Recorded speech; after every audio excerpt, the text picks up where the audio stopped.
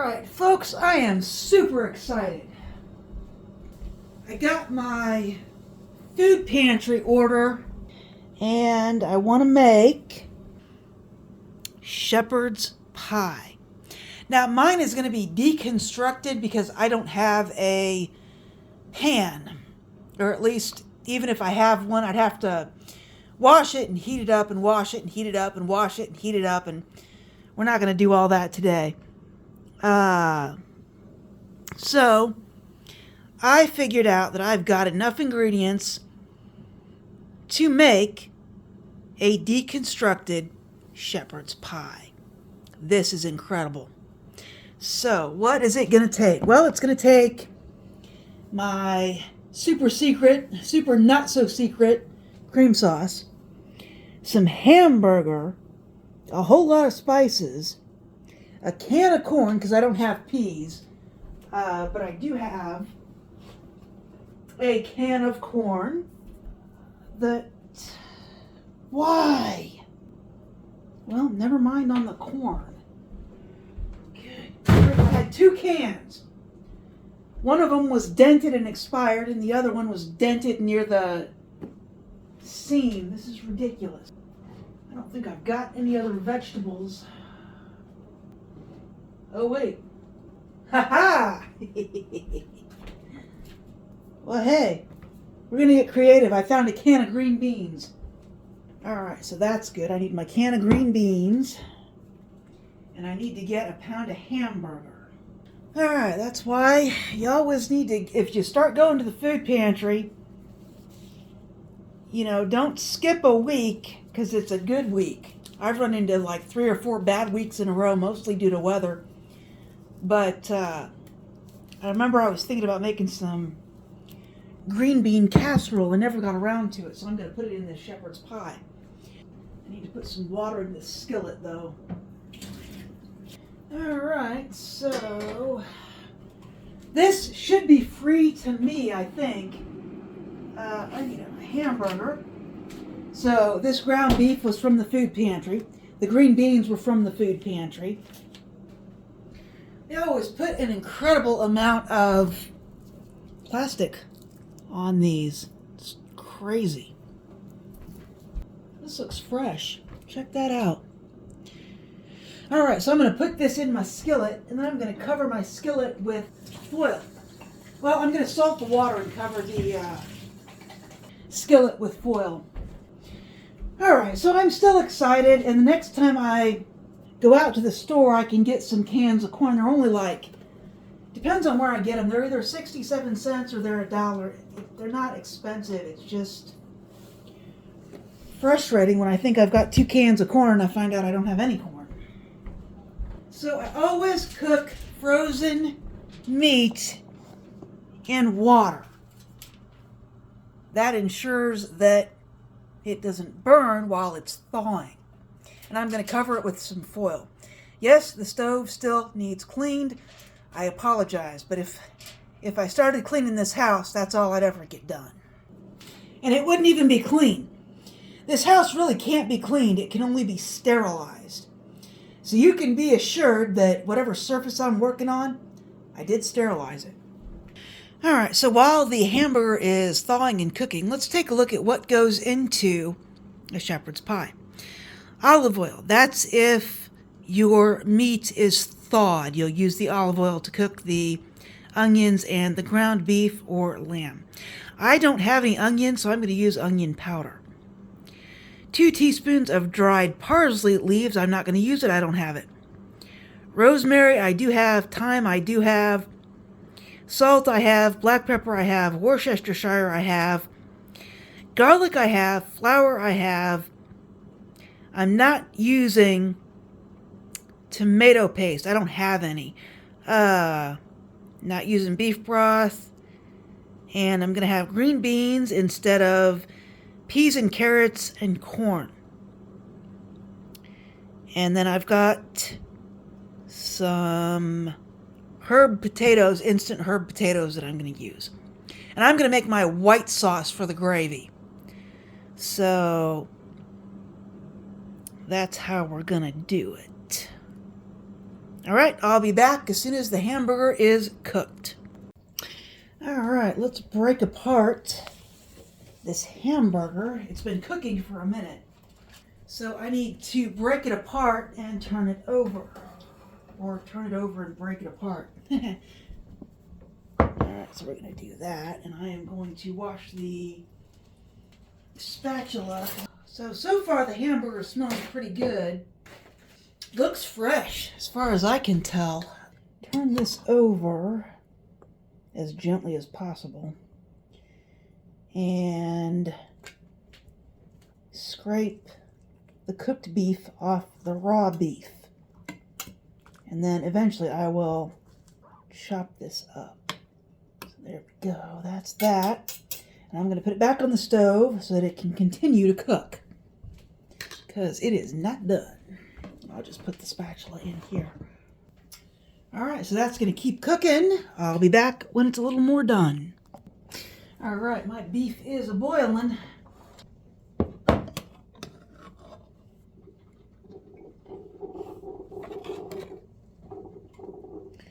We just turn around and keep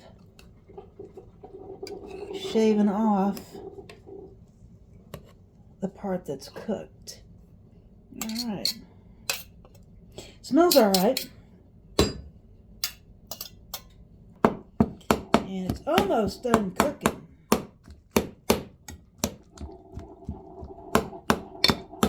I left a little bit of water in the pan because I still need to spice this.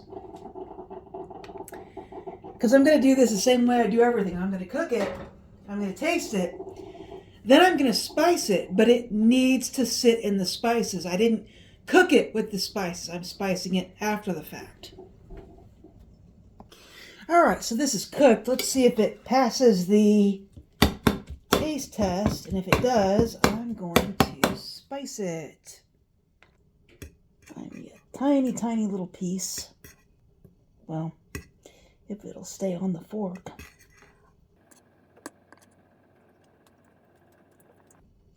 Yeah, I think it's okay. Alright, so now I want to spice it. I have to restart my tablet. So I need some onion powder. It calls for yellow onion. I don't have any. So I'm just going to use some onion powder. I have a ton of it, so shouldn't be a problem. Onion powder. I'm going to stir this up.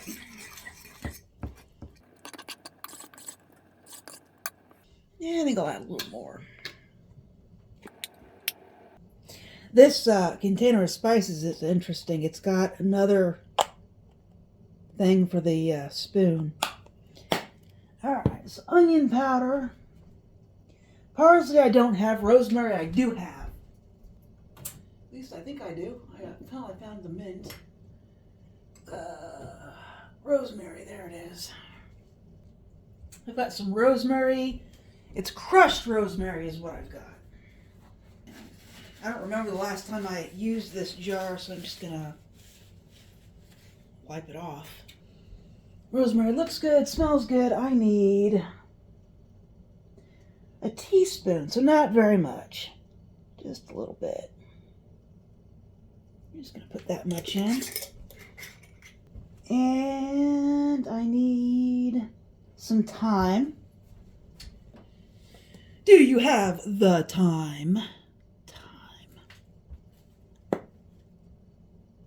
Thyme is kind of what gives this its unique flavor. I need salt and black pepper, so let's just use the canning and pickling salt, because that's all I've got. And some pepper, that's over here. I need to get some more pepper. I really go through a lot of pepper. Salt, pepper, I don't have any tomato paste. Garlic. So I'm going to put in some garlic that I just bought. I just bought this garlic. I really go through a lot of garlic. I go through a lot of garlic and a lot of pepper. And a lot of onion powder. Alright, that's it for the spices. So I'm going to stir these up Stir it up on the stove. I'll spin you around. I'm going to stir this up on the stove and let it cook for a while.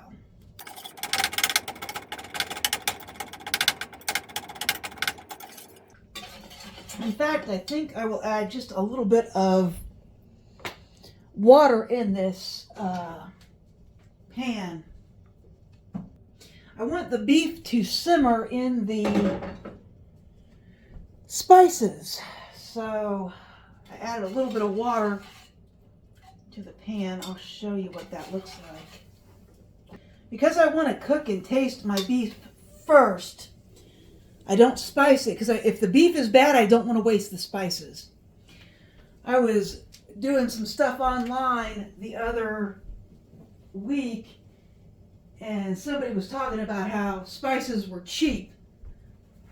I don't know where they're getting their spices, but outside of like salt, pepper, and garlic powder, everything else is pretty expensive. See, I'm going to let this simmer for a while, and then I'll be back. All right, I forgot about the green beans. I want the green beans to simmer with the hamburger and spices. So I'm going to open this can. And I always check everything. Always be careful when you're opening a can. The edges can be very, very sharp. I don't want the liquid for the green beans. These are French cut, which means they've been split down the middle. These will actually probably work better than regular cut green beans where they've just been, cut. Yeah, this looks good. Yeah, I don't see anything wrong with that. So there's the green beans. They look fine. So I'm going to put them in with the hamburger and stir them around. And this is the vegetable that I'm using for my deconstructed shepherd's pie. And it should be fine. I'm going to put a little more water in this, I think. So now I'm just going to let that simmer. And I'll show it to you. There it is, green beans and hamburger. I may put some more pepper on that. But I'm going to let that cook for a while. I've got some other things to do, and I'll be back. All right, I am ready to take the meat off the stove, but I need to keep it warm while I make the mashed potatoes and gravy. So this is where a toaster oven comes in really handy when you don't have as much of a kitchen as you would like. So I'm going to put this on this tray, green beans and meat, and I'm just going to tell you right now, it smells delicious. I haven't had this in a very, very long time. I forgot what rosemary and thyme smell like. It smells wonderful. As much of this out as I can. Going to run this over to the toaster oven and put it in there on keep warm. So this toaster oven has a keep warm setting, and that's what I've done. There it is. So that's going to stay warm. Now I'm going to rinse this skillet out. I'm not going to wash it. I'm just going to rinse it out. And I'm going to see what the potatoes need. So if you remember a week or so ago, maybe 2 weeks ago, I got these butter and herb potatoes. And actually that's probably where I got the shepherd's pie idea too. Because there's a Mexican shepherd's pie recipe on the back of that. Check that out. Mexican shepherd's pie. That's interesting. Alright, but I'm going to make real shepherd's pie. Well, as real as I can get. But I figured out that it comes in packets. So it's a packet. That's kind of cool. But I need 1 1/2 cups of hot water and 2 tablespoons of butter. So I need, everything's always wet because I have to wash everything before I can do anything with it. And if you have a dishwasher, hug it. Alrighty, so I need to zero this out. And I need 8, I think I need 12 ounces of water. Yep, 12 ounces of water. Let's see if we got it. 8.6. 12.2, good enough. So I'm going to put the water in the skillet. And I need 2 tablespoons of butter, which we all know in my world is margarine. Looks like I got the perfect amount left in this package. So we're just going to dump it all in. And then I need, I think it's 4 ounces of milk. Let me look. Yep, 4 ounces of milk. And I got some milk right here. So I'll get 4 ounces of this. And I'm just going to make a whole packet. It's not like it's going to go to waste. All right, 3.9 is good enough. And I'll dump that in, and all I'm waiting for now is for the butter to melt and everything to heat up. Oh, I feel like I'm going to get frostbite standing on this kitchen floor. It's just so cold. Sun's out, but it's not doing it much good. All right, I'm going to wash that stuff too. Boy, I tell you what, I am warmer with this apron on than I am with it off. It is just freezing. I went ahead and looked at my watch. No wonder it's freezing, even though the sun's shining and it's 12 degrees out. The wind is 17 miles an hour. No wonder. This back room is just freaking ice cold. Feels like -5 out. Anyway, my margarine is melted. So my margarine, milk, and water is melted. So there it is. I'm going to dump the packet of potatoes in and stir it around. If you're wondering why I did the potatoes first, it's because any extra potato that I cannot get out of the skillet, I can mix it in with the gravy that I'm going to make. I wanted to make some bread with this too, and I might do that, at least partially, with the other packet. Because I'm real interested in what the potato bread would taste like with this stuff.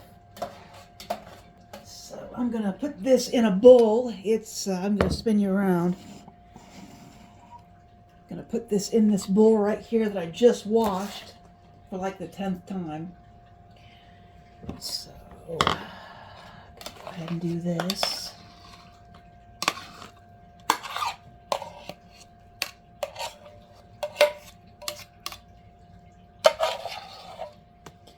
And there's always going to be some mashed potatoes that you just can't get out of the pan no matter what you do. So I'm going to turn that into gravy. I'm going to put foil on top of that. Okay. So the foil will keep this mashed potatoes warm.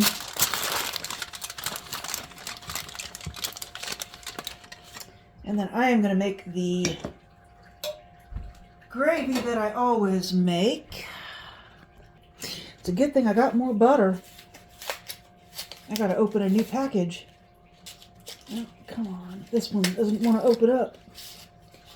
There we go. Got some butter. Ooh.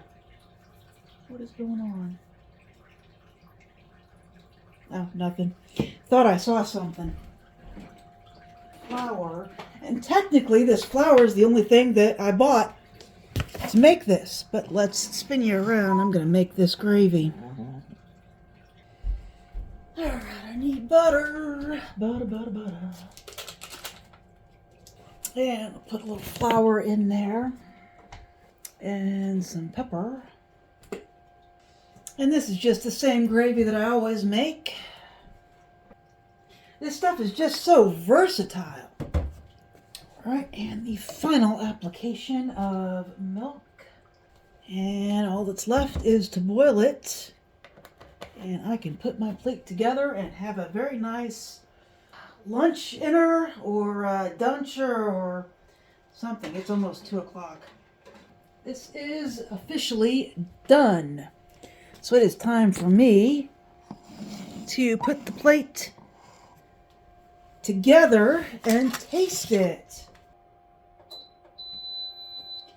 I can cancel the warm cycle on my toaster oven. I got a plate. I'm going to wash it again. I'm sure it's clean, but right, there's my plate. Forgot a fork. You'd think I would have one ready, but no. So the first thing I need to do is put some beef and vegetables on the plate, and this is nice and steaming hot since I was able to put it in the toaster oven.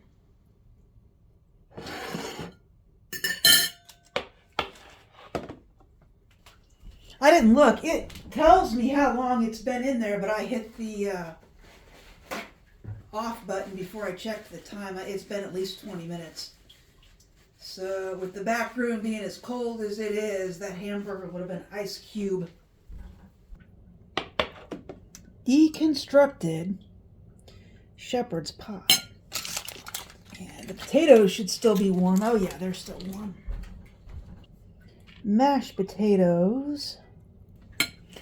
And the gravy. There it is, folks. Deconstructed